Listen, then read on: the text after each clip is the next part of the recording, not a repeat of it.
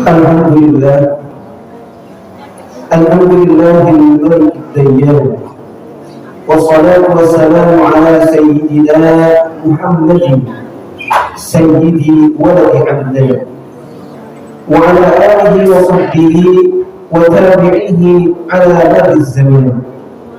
أشهد أن لا إله إلا الله وحده لا شريك له، المنزه عن الجسمية والجهة والزمان والمكان. وأشهد أن سيدنا ونبينا وحبيبنا وقدوتنا وقرة أعيننا سيدنا محمد عبده ورسوله الذي كان خلقه القرآن. أما بعد فيا عباد الرحمن، فإني أوصيكم ونفسي بتقوى الله المنان القائل في كتابه القرآن: يا أيها الذين آمنوا اتقوا الله يا أيها الذين آمنوا لا تتبعوا خطوات الشيطان، ومن يتبع خطوات الشيطان فإنه يأمر بالفحشاء والمنكر، ولولا فضل الله عليكم ورحمته ما زكى منكم من أحد أبدا، ولكن الله يزكي من يشاء والله سميع عليم. وقال أيضا في آية أخرى: إنا نحن نحيي الموتى ونكتب ما قدموا وآثارهم وكل شيء أحصيناه في إمام مبين. Jemaah salat Jumat yang dirahmati oleh Allah Subhanahu wa Ta'ala, tidak kata yang indah yang patut kita ungkapkan di siang hari ini selain rasa syukur kita kehadirat Allah Subhanahu wa Ta'ala atas segala limpahan rahmat, nikmat, hidayah dan inayahnya, sehingga pada siang hari ini kita mampu, kita diberikan izin, diberikan kekuatan, diringankan langkah kita untuk melangkahkan kaki kita menuju panggilan Allah Subhanahu wa Ta'ala untuk menunaikan salat Jumat pada siang hari ini. Sebagai wujud rasa syukur kita tersebut, maka senantiasa kita meningkatkan nilai-nilai keimanan dan ketakwaan kita kepada Allah Subhanahu wa Ta'ala. Takwa dalam arti senantiasa berupaya dan berusaha selalu menghadirkan Allah dalam setiap situasi dan kondisi. Takwa dalam arti kata senantiasa melibatkan Allah dalam setiap persoalan yang kita hadapi, dengan cara berdoa, dengan cara memohon pertolongan Allah, bermunajat kepadanya, sehingga akan menimbulkan ketenteraman, akan menimbulkan ketenangan dalam kehidupan kita ini. Allah Subhanahu wa Ta'ala berfirman: Ya ayyuhalladzina amanu taqullaha haqqa tuqatih wa la tamutunna illa wa antum muslimun. Wahai orang-orang yang beriman, bertakwalah kamu kepada Allah Subhanahu wa Ta'ala dengan sebenar-benarnya takwa, dan janganlah sekali-kali kamu mati melainkan dalam keadaan beragama Islam. Masyaallah hadirin jamaah salat Jumat yang dirahmati oleh Allah Subhanahu wa Ta'ala, setiap makhluk yang bernyawa pasti akan menemui yang namanya kematian. Kullu nafsin dha'iqatul maut. Setiap yang bernyawa pasti akan merasakan kematian.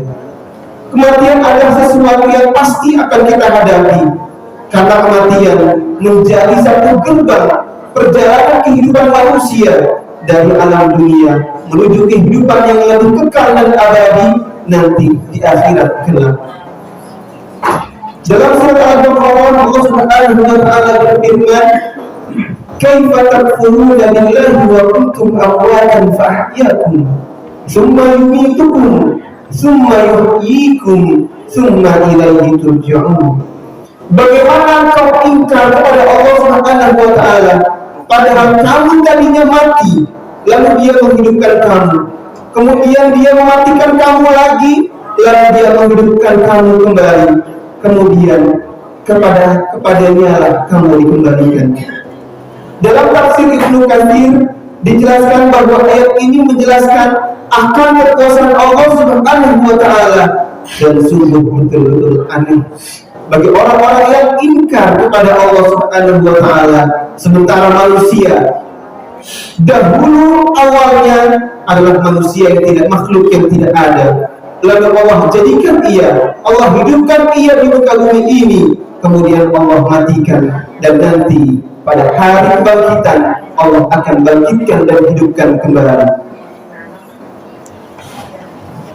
Maka apa saja kewajiban kita dalam kehidupan ini untuk mempersiapkan perjalanan kita menuju alam kehidupan yang kekal abadi.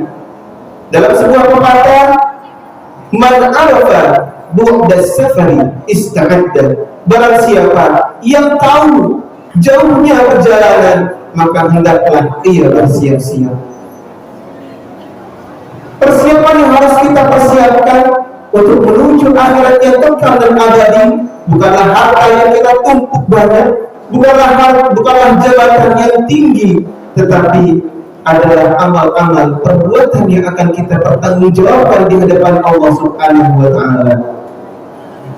Maka pada hari ini ingin menyampaikan beberapa hal terkait apa saja yang harus kita persiapkan dalam menghadapi kehidupan nanti yang kekal dan abadi. Yang pertama, beramal soleh sebaik mungkin.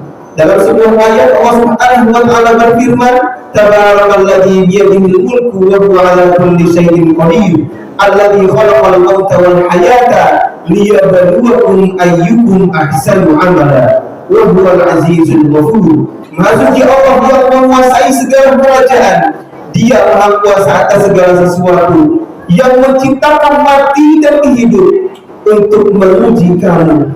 Siapa di antara kamu yang lebih baik amalnya, dan Dia Maha Perkasa, lagi Maha Pengampun.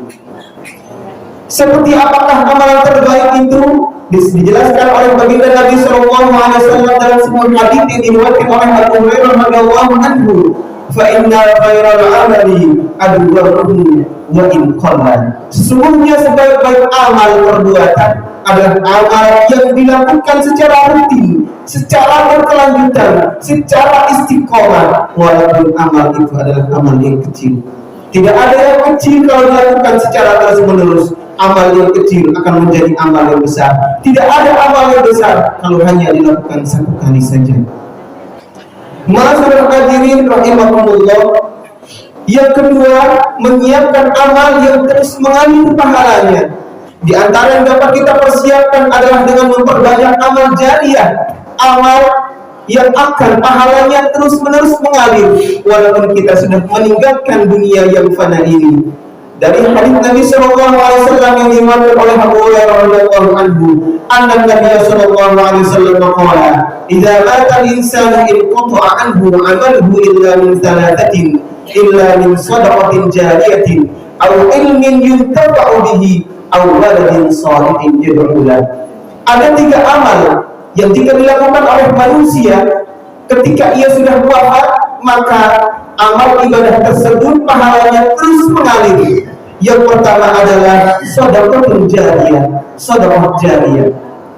Dalam ayat Al-Quran, orang yang sudah wafat saja berteriak kepada Allah, Rabbi laula akhartani ila ajalin qarib la asaddaqtu wa aqum minas shalihin. Kalau saja seandainya kau tanggalkan terlebih dahulu, kau akhirkan terlebih dahulu wafatku, maka aku ingin bersedekah, ya Allah.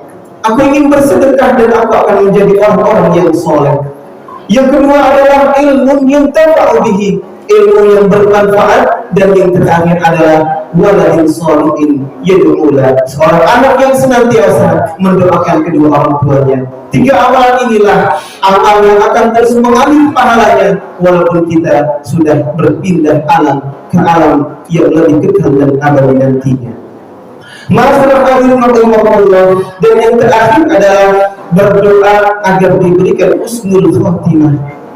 Di antara tanda utama husnul khatimah apabila ia mengucapkan kalimat la ilaha illallah di akhir hayatnya. Dalam sebuah hadis sahih yang diriwayatkan oleh Abu Dawud, Rasulullah sallallahu alaihi wasallam bersabda, man kana akhir kalamihi la ilaha illallah dakhala al-jannah. Barang siapa yang akhir perkataannya nanti adalah kalimat la ilaha illallah, maka dia akan masuk surga. Indikator lainnya dari seorang yang husnul khotimah apabila ia mengerjakan pekerjaan baik di akhir hidupnya, sebagaimana baginda Nabi sallallahu alaihi wasallam bersabda, "Idza aradallahu bi 'abdin khairan ista'malahu." Faqila, "Kaifa yasta'miluhu ya Rasulullah?" Qala, "Yuwaffiquhu li 'amalin shalihin qabla al-mauti." Rasulullah sallallahu alaihi wasallam bersabda, apabila Allah menghendaki kebaikan kepada seseorang, maka Allah akan membuatnya ia senantiasa beramal baik. Para sahabat bertanya, bagaimana seorang hamba dijadikan oleh Allah senantiasa berbuat amal? Maka beliau menjawab, Allah akan memberikan taufik kepadanya untuk senantiasa melakukan amal soleh, amal kebaikan sebelum ia wafat. Selain berusaha dengan segenap amal soleh untuk mencapai husnul khotimah, kita juga harus senantiasa berdoa kepada Allah Subhanahu wa taala agar Allah Subhanahu wa taala kelak mewafatkan kita dalam keadaan husnul khotimah. Amin ya rabbal alamin. Semoga kita menjadi hamba Allah yang berhasil dalam mempersiapkan kehidupan kita nanti yaumul kiamat. Kita mampu meningkatkan keimanan dan ketakwaan kita kepada Allah, dan kita Allah menjadikan kita sebagai orang-orang yang wafat dalam keadaan husnul khotimah. Amin amin ya rabbal alamin. Barakallahu li wa lakum fil Qur'anil azim wa nafa'ani wa iyyakum bima fihi minal ayati wa dzikril hakim wa taqabbalallahu minna wa minkum tilawatahu innahu huwas samiul alim. Aqulu qawli hadha wa astaghfirullahal azim li wa lakum wa lisa'iril muslimin wal muslimat wal mu'minin wal mu'minat fastaghfiruhu innahu huwal ghafurur rahim. Allahumma salli wa sallim ala sayyidina Muhammadin wa ala ali sayyidina Muhammad.